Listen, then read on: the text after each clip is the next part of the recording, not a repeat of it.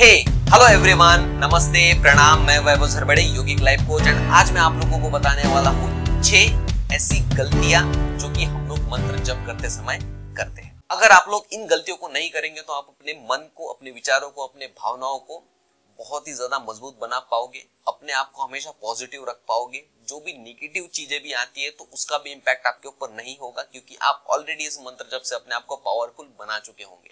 अगर आप लोग इसका रेगुलर अभ्यास करते हैं तो मैं आपको गारंटी के साथ में बताना चाहता हूं कि आपका जो जीवन है वो जो है पूरी तरीके से बदल जाएगा एंड आप एक बहुत ही अच्छा जीवन जी पाओगे, क्योंकि ये डायरेक्टली आपके मन के ऊपर काम करता है, आपके जन्मों जन्मांतर के ऊपर काम करता है, ऐसा हमारा ऋषि मुनि कहते हैं। तो आज जो मैं आप लोगों को 6 चीजें बताने वाला हूं उसका उपयोग आप जरूर से कीजिए। अगर आप लोग कर रहे हैं तो बहुत बढ़िया है, जो नहीं कर रहे हैं उसे इंप्रूव करने की आप जरूर से कोशिश करें।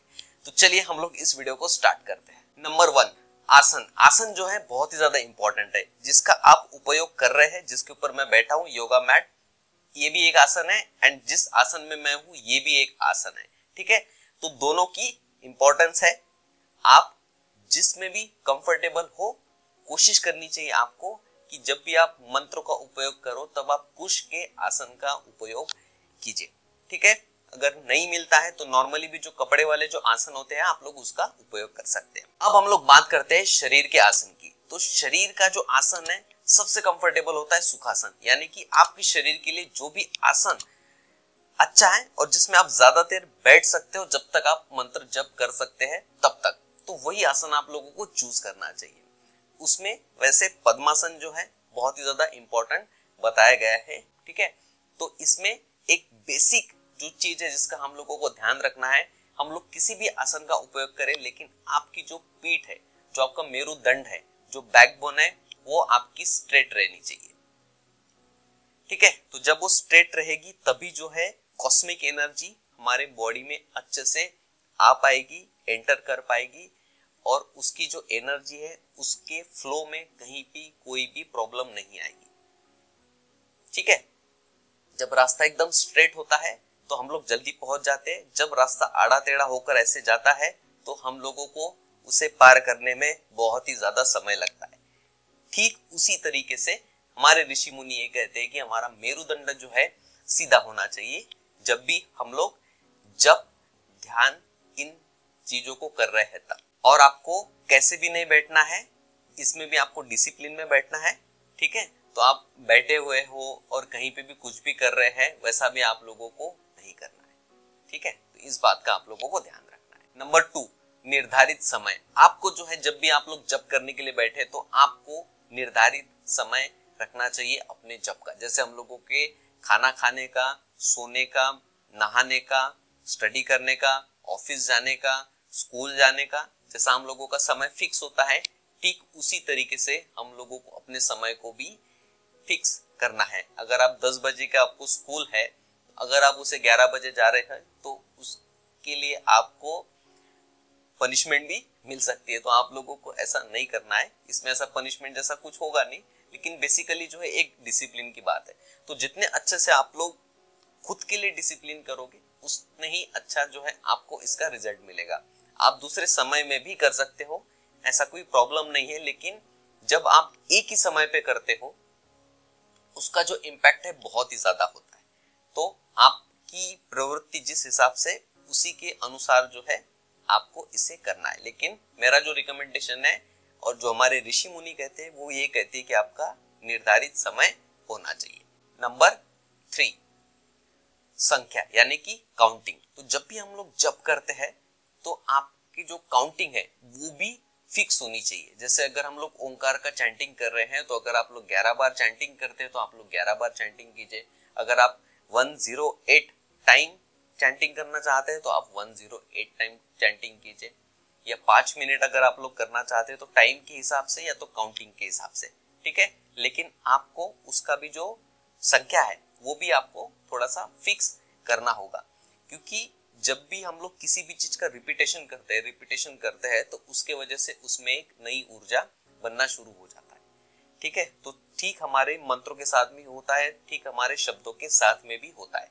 तो आपको थोड़ा सा इसका ध्यान रखना है कि आपकी जो संख्या है वो फिक्स रहे, आपको उतना ही करना होगा। नंबर 4, उच्चारण, मंत्र का जप करते समय आपका उच्चारण स्पष्ट होना चाहिए और शुद्ध होना चाहिए।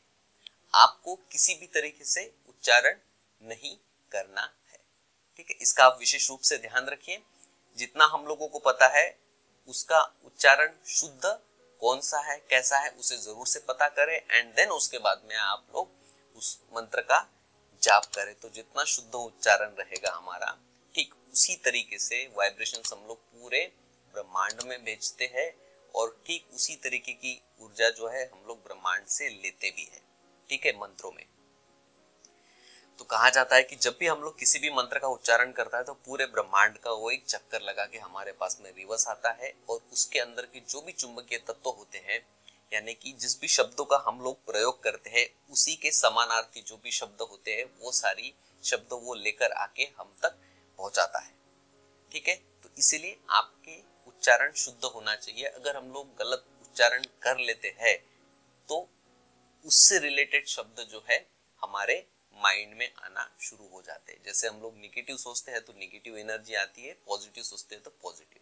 लेकिन जब हम लोग मंत्र का उच्चारण करते हैं, शुद्ध मंत्र का उच्चारण करते हैं, तो आपको जो है उसी तरीके की डिवाइन ऊर्जा जो है, जो देवलिपि हम लोग कहते हैं संस्कृत भाषा, ठीक है, तो उसकी जो एनर्जी है आप लोगों को बहुत अच्छे से मिलती है। इसलिए आपको अपने उच्चारण को शुद्ध रखना चाहिए जब भी आप लोग मंत्र का उपयोग करें। वैसे भी आप जो भी बोल रहे हैं वो स्पष्ट होना चाहिए, ठीक है, ताकि हम लोग अच्छे से कम्युनिकेट कर पाए। अगर आप लोग किसी फ्रेंड को भी अच्छे से कम्युनिकेट नहीं कर पा रहे हो तो फिर आप इसको कैसे कम्युनिकेट कर पाओगे, ठीक है। तो हर जगह ये काम में आएगा, इसलिए आपका जो उच्चारण है वो शुद्ध होना चाहिए।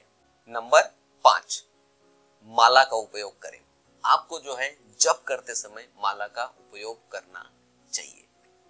क्यों? क्योंकि इसका भी एक बहुत ही बड़ा साइंस है। माला में अगर इजी शब्दों में बताया जाए तो 2-3 प्रकार की जो माला है हम लोग मोस्टली जनरली यूज करते हैं।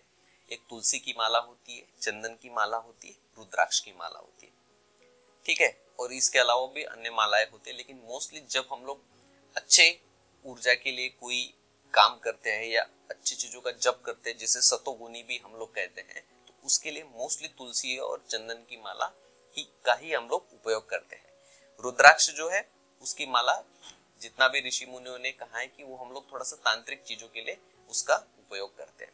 तो अगर आप लोग नॉर्मल जप कर रहे हैं तो आपको तुलसी की माला रिकमेंडेड है और आपको उसका उपयोग करना चाहिए, ठीक है। वैसे तो आप हाथों के काउंटिंग पे भी कर सकते हैं, लेकिन जो व्यक्ति ज्यादा कर रहे हैं, जैसे जो नॉर्मली 11 ओंकार का उच्चारण कर रहे हैं, 3 बार गायत्री मंत्र, 5 बार गायत्री मंत्र, ऐसे अगर उच्चारण कर रहे हैं तो ठीक है। नहीं तो आप लोगों को कोशिश करनी चाहिए कि आपको माला का उपयोग करें, जिसमें जो अनुष्ठान विधि, जो कर्मकांड होते हैं, ताकि वो आप अच्छे से कर पाए, ठीक है। जिनको 108 मंत्र करने, उसके लिए माला जो है वो बहुत ही अच्छा साधन माना गया है, ठीक है। इसलिए हमारे ऋषि मुनियों भी उसी का उपयोग करते थे। एंड नंबर 6, पवित्रता यानी कि शुद्धता। तो आप जब भी जप करने के लिए आप बैठे तब स्नान करके शुद्ध होकर, शुद्ध कपड़े पहनकर, और कोशिश करना है आपको कि जो पूजा के जो कपड़े हैं उसे आपको अलग ही रखना है और केवल पूजा करते समय ही आपको उसका उपयोग करना है। ये ठीक उसी तरीके से जैसे हम लोग मिलिट्री ज्वाइन करते हैं, तो जब हम लोग ड्यूटी पर रहते हैं या आर्मी में, जब भी आर्मी नेवी में जब भी हम लोग ड्यूटी पर रहते हैं तब हम लोग उस यूनिफॉर्म को पहनते हैं एंड देन ड्यूटी खत्म हो जाने के बाद हम लोग उस यूनिफॉर्म को उतार देते हैं। तो हर एक चीज का बहुत ही गहरा साइंस है। सारी ही चीजें जो है एक वीडियो में कवर नहीं हो पाएगी, ठीक है, लेकिन मैं धीरे धीरे इन सारी चीजों के ऊपर वीडियोस डिटेल में लेकर आते जाऊंगा। आप कमेंट्स करके जरूर से मुझे बताते रहिए कि किस टॉपिक के ऊपर आपको डिटेल वीडियो चाहिए।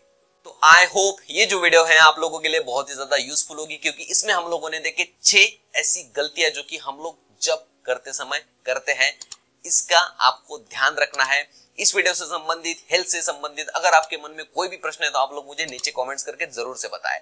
इस वीडियो को एंड तक देखने के लिए आप सभी लोगों का बहुत बहुत धन्यवाद।